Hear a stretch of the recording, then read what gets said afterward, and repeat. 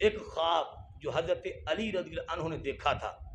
صبح کا ٹائم ہے، نماز کا وقت ہے، اور حضرت مولا علی رضی اللہ عنہ نے دیکھا خواب کہ نماز سے لیٹ ہو گئے ہیں، اور دوڑے ہوئے مسجد نبوی شریف میں، خواب میں دیکھ رہے ہیں مسجد نبوی شریف میں پہنچے ہیں.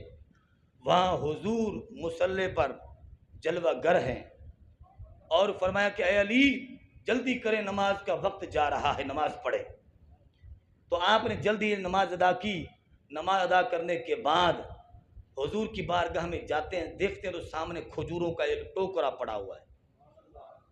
تو حضور اس سے ایک کھجور نکال کر مولا علی رضی اللہ عنہ کو دیتے ہیں، اور آپ اس کو تناول فرماتے ہیں. ساتھ ہی آنکھ کھلی، دیکھا تو نماز کا ٹائم جا رہا تھا. فوری اٹھے اور مسجد نبی شریف میں پہنچے. جیسے پہنچتے ہیں تو مصلی پر کون بیٹھے تھے؟ حضرت عمر بن خطاب رضی اللہ عنہ بیٹھے تھے.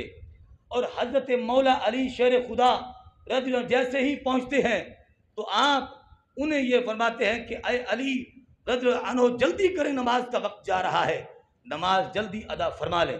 تو آپ فرماتے ہیں میں نے جلدی نماز ادا کی، اور ادا کرنے کے بعد میں بارگاہ فاروق اعظم رضی اللہ عنہ جب آیا، بیٹھا، دیکھا تو سامنے کھجوروں کا ایک ٹوکرا پڑا ہوا ہے، اور انہوں نے اس سے ایک کھجور نکالی، مجھے دی، میں نے وہ کھا لی، اور پھر دوسری مانگی. فرمایا کیا حضور نے آپ کو دوسری کھجور دی تھی؟ اللہ اکبر. تو ڈھیلی زبان صدقے ذرا بلند آواز سے کہہ دے سبحان اللہ. کیا حضور نے آپ کو دوسری کھجور دی تھی تو پھر آپ مجھ سے مانگیں؟ اگر حضور نے دوسری کھجور نہیں دی تو پھر ایک کھجور پر اکتفا کریں.